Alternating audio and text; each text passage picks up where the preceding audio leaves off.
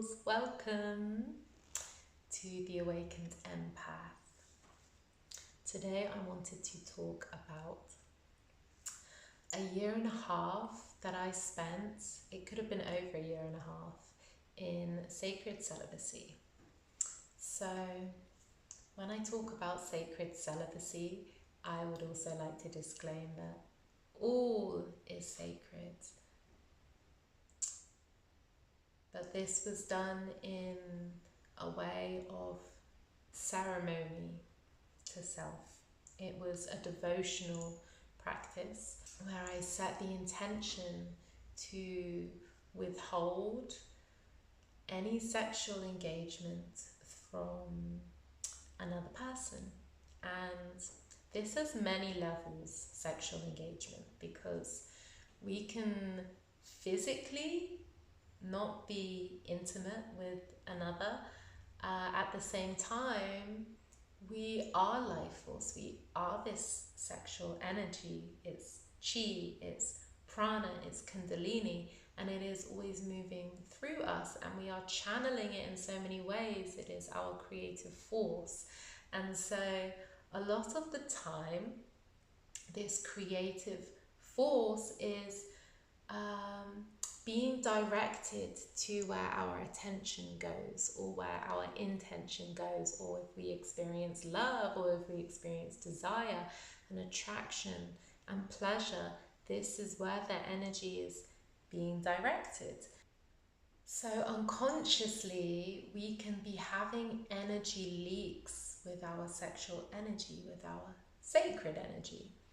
What was part of this practice of sacred celibacy was to essentially lasso and hone back in my sexual energy whenever I felt that it was flowing towards another person.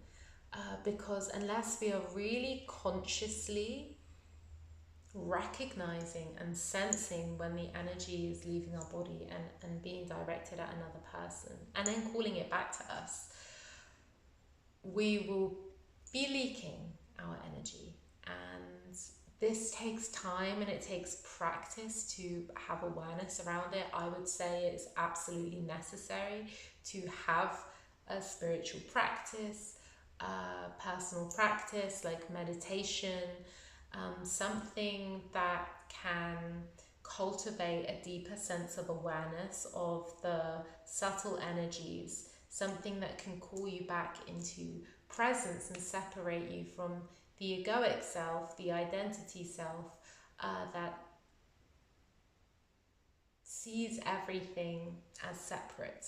Because when you are deep in your practice, you are able to be in the driver's seat, the witness seat of what is happening around you.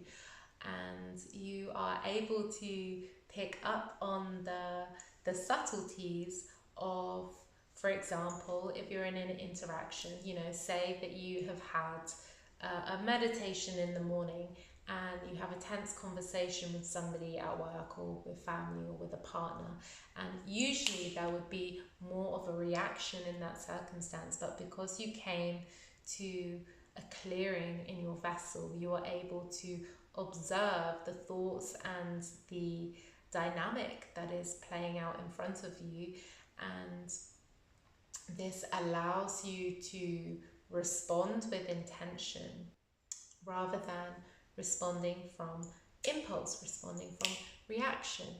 And so when you have this practice first, it is a lot easier for you to be in witness of your energy and your sensations in the body and your body's signals.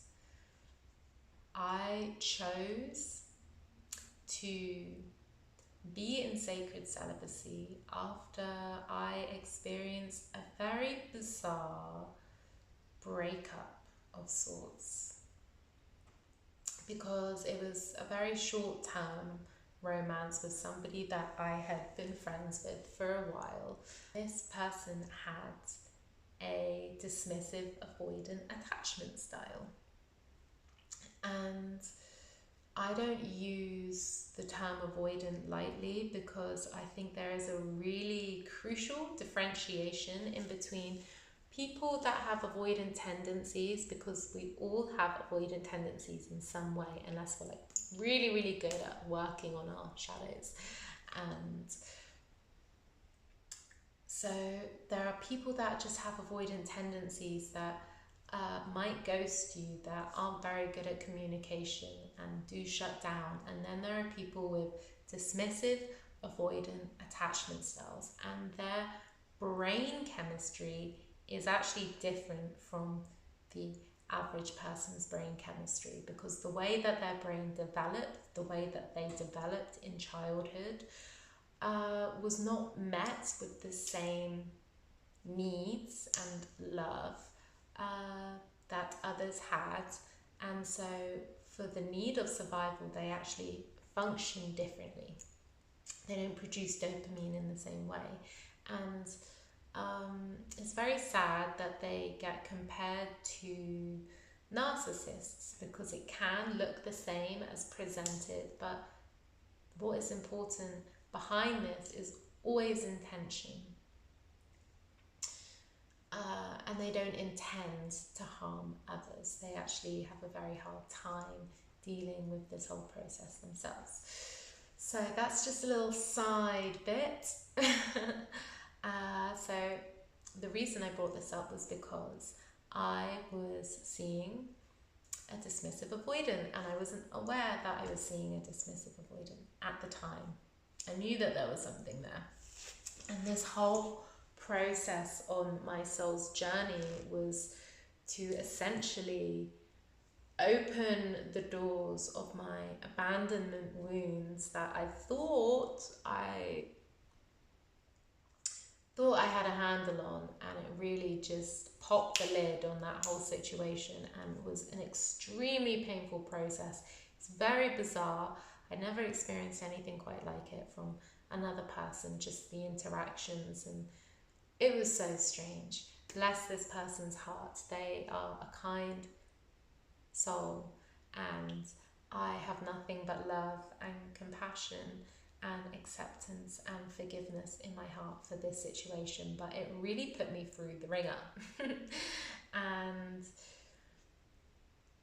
for a very long time it was very painful, not because of the individual and the story that is around it, because every time we are in partnership, romantic connection with another person, these are all figurines, characters that are playing a role of past pain when this pain arises anyway. When we're in these projections, when we're in this insecurity, if it was to happen now without any previous stories, it wouldn't hurt us in the same way. So this experience presented itself to me as a grand opportunity to really go into my unworthiness, really go into all of the ways that I abandoned myself. And I abandoned myself hard in that situation. And I'm so grateful for it, because it was the catalyst for so much growth, so much self-love, coming into the practice of really grounding my energy, centering my energy, and coming into a place of such strength and self-assuredness and centeredness within myself, within my energetic field, that I really cleared so much. My energy doesn't leak to other people. I completely energetically boundary off anybody, man, let's say, that's also not in alignment. And I am able to discern when men are safe men and when men are not safe men. So after experiencing so much pain, I was like, wow, none of this is worth being with another person unless it is exactly what I desire. So I got really clear on what it was that I desired. I realized I wanted a life partner, or I wanted somebody to have a family with, someone that I could see myself being with, you know, long term, a long extension of my life. And somebody that is aligned in my values, somebody that is in service to the earth, so that we are on this same path. And I made a list of everything that was a non-negotiable, and I was like, well, I'm happy alone by myself, so I am not going to be with another. And this was my solemn claim, my solemn swear. I will not be with another again, intimately or in a relationship with, until I know that this is exactly what it is that I'm desiring. So I just even put that thought out of my mind. I wasn't on the lookout, because, and this is the sneaky thing about leaky energy, is that we can say that we're not looking, but our energy is still going for a wander. It's still seeking its way out to other people, and that is looking, that is chasing, that is searching for, on such a subconscious level that sometimes we don't even notice it if we've never stepped outside of what that energy feels like. So after about 6 months of not being with another, I did this container with an incredible woman called Maya Luna, who is called the Venus Path on Instagram. I'll leave a link to her Instagram below. And she does this container every single year. I'm sure it advances each year, and it's very powerful. And it's a container for women. We all had this shared group chat, and there is ritual practice within this container, and practicing the strengthening of our nose, strengthening of our boundaries. The name of this course is The Liberated Women. And so we did this ritual where we were able to release all past lovers from our body, from our womb, because we are holding energetic cords everywhere for so many different circumstances. I'm going to create another video on energetic cords, because everything is energy, everything has ties, everything is consciousness, and we can, you know, it all gets intertwined, and we're not doing enough energetic cleansing as much as the shower, say. So after unhooking all energy from past lovers, and this is a very profound practice, because I don't think about anyone from my past, any past lovers. And you know, sometimes we can do that, can't we? We can be in a certain situation, and they can spring to mind, and that's because their energy is still in your field. You want to be clear as a whistle to really come home to your sovereign energy. And another thing that I was doing was calling back my energy many, many times a day. And this was helpful for me in my line of work at the time. I was working in a cafe, which is a popular area for dog walking. So you'd get lots of cute people coming in with their cute dogs. And I would notice if there was somebody that I found attractive, all of a sudden this little energy would turn on, and it would start to move towards the person that I was speaking to. And I noticed there was a shift in my energy. I noticed that there was like a little subtle flirt that I was turning on, even if it was really subtle, that it wasn't noticeable. And I was like, oh, interesting. So in that moment, I would just go inwards, and I would call that energy back to my center. And I would do the same thing if I felt someone's energy trying to come to me. I would just send that energy back to them. And you start to notice the difference, the really subtle difference in your interactions with other human beings, because you want it to be the same for everybody, not in the way that you are monotone, but in the sense of course, everybody has a unique alchemy with another individual, and different versions of ourselves are activated through that process. But can you stay centered with everybody that you are speaking to, regardless of if they are very attractive, if they seem single, if yada yada yada yada.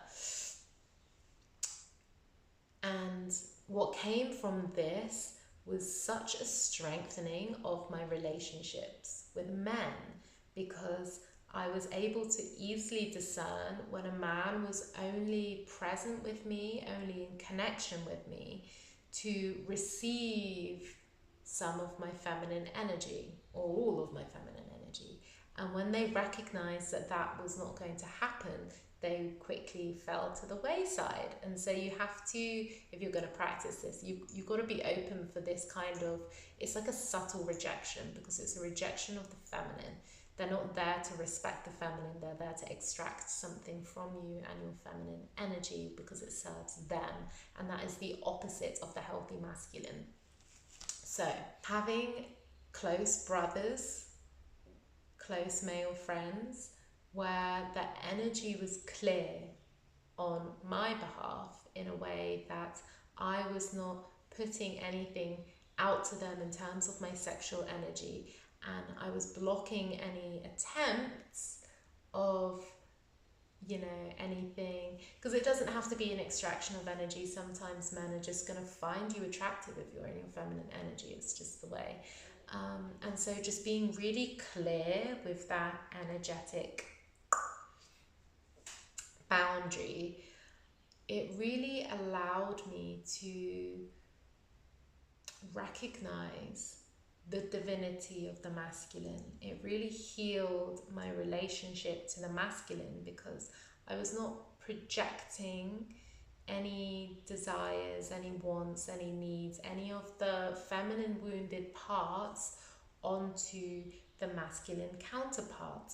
And so it allowed me to practice receiving from men who love to give. Bless your hearts. Thank you so much for being men.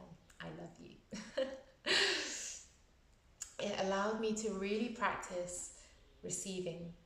It really allowed me to recognize the beauty and the strength and the balance and the necessity of yang and masculine principle, and being able to dance with this, recognize this, study this, and to feel the effects of the safe masculine, see how it feels to be with the safe masculine without any expectation, without any guard up, without any projections. And this is extremely powerful for anybody. I would advise anybody to study the masculine and feminine principles, because once we are able to recognize both that we hold within us as an individual, and also everywhere around us, everything is a dance of polarity. Everything is night and day, dark and light, and a balance. And this interplay is happening between milliseconds, always. And when we could come to recognize this, we can come to appreciate both men and women in such a beautiful way. We need each other. This was a very profound acknowledgement of the masculine, and to be able to see the divinity in the masculine is extremely healing. One, for the feminine, because we can then come to heal the feminine when we can lean into the masculine. Lean into your masculine friends, lean into your brothers, lean into your blood relatives that are men, that are safe. There is a magnetism. Everybody loves talking about magnetism, so let's talk about it. So what people are teaching a lot about magnetism in an individual is detachment. Yes, detachment, that comes. But a lot of the time people are bypassing when they think that they're detaching. And it's all in their mind rather than truly surrendering. to life. Surrender is the feminine. What I see magnetism as is the earth. The earth, this body, is exuding unconditional love. Unconditional love must come with detachment, yes, but that's not going to be the central focus. The earth has its own gravitational pull at its central core. And we are bodies of the earth, women especially. We are the embodiment of earth, the embodiment of the feminine. And when we stay centered, that is when we are magnetic, because it is like having our own gravitational pull, and it draws things to us. Because when you say, I am here, I am in my truth, in my sovereignty, and in my power, everything else has to recollect itself around your orbit. It has no choice.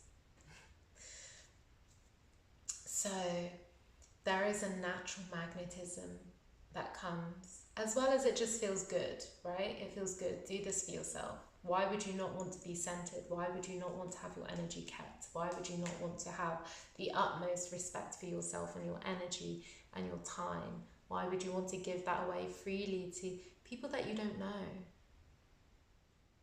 Maybe when that's always been the way, it seems okay. But one of the greatest gifts that you can give to yourself is to become so centered in your energy, so precious in your time, as your most valuable resource, because it is your time and your energy. Becoming very kept with this. So only the people that can really meet you to where you are can have access. So Sacred Celibacy really refines your energetic field. It refines and strengthens your boundaries.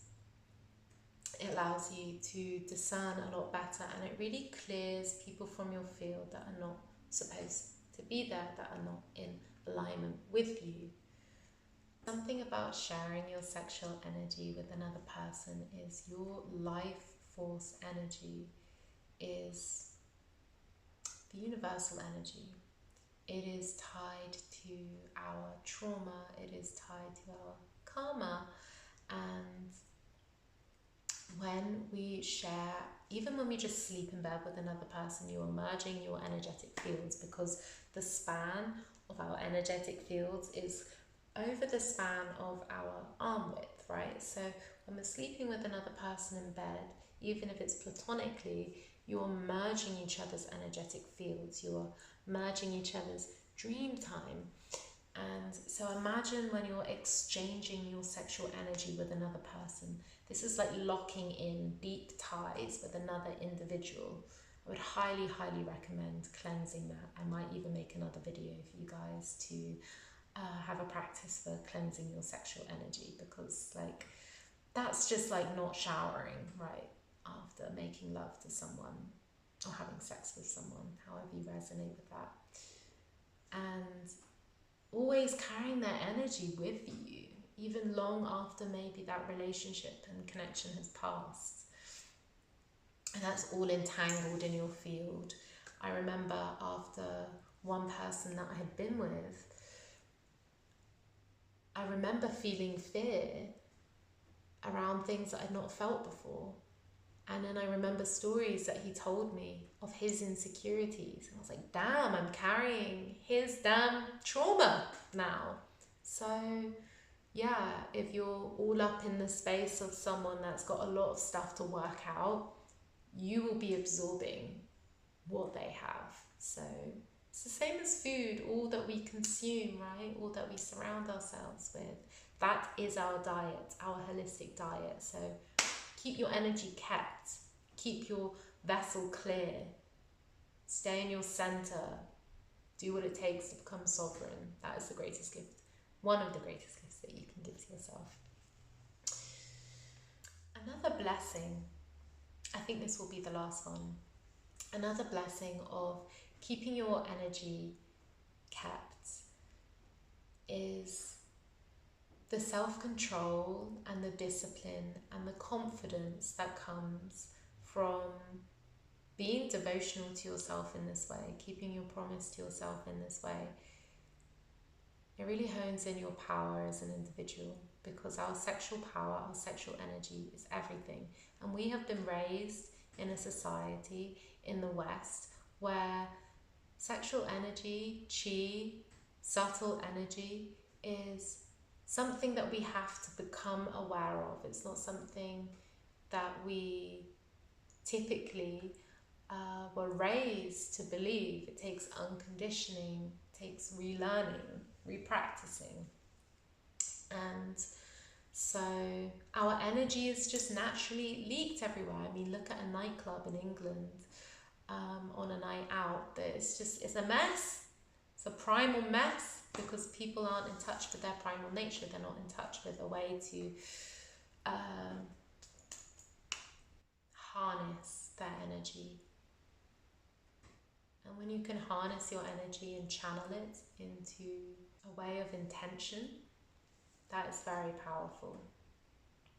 To direct all of your energy into the creations and what you want to bring to this world is extremely powerful. And you know, on that leaking to people that aren't worthy of your time, we're all worthy, by the way, but not entitled to somebody else's time. Also, sacred celibacy is a surefire way to fast track you if you are somebody that is wanting to call in your relationship, like the relationship for you, the aligned partnership for you. Sacred celibacy is a really great way to go about that. I see a lot of like this spiritual dating online, and it's like, date as many people as you can, four different dates a week, so then you can really like weed through all of the people. I'm like, why are you giving every Tom, Dick and Harry your time, your sacred time? If you want to find your one person, it doesn't mean sifting through the index of whatever country that you're in and meeting every single man until you come across them. It's much better to, well, I say this, you know, anyway, is a great way, but I have found from my personal outcomes and experiences that you stay clear on what it is that you're calling in. You say to the universe, hey, this is what I want. In the meantime, I'm going to stay centered. I'm going to clear my vessel. I'm going to be the best version of me. And I know that that's going to come along. And that is what will happen. You keep your energy clear. You release all that is not for you anymore. You stay devoted to yourself, and very, very beautiful things will come your way. So yes, everybody, I hope that you enjoyed this video. Finally, in the practice of sharing my personal spiritual experiences with you all as a way to support others, as a way to inspire others, as a way to bring tools to individuals to support them, support you all on your healing journey. So yeah, thank you all so much for being here. Thank you so much for staying till the end of this video. Please do leave a comment if you have anything to share. Any questions are most welcome. I love to have conversations with you all. Thank you so much. And if you enjoyed this video, then please like the video, please share the video with anybody that you feel this would be beneficial for, maybe somebody going through a similar process. It's ripe after a breakup to practice sacred celibacy. And please subscribe to my channel if you have not already. So much love, infinite, infinite blessings to you all. Have a beautiful day, drink water, connect to your heart, connect to Mother Earth.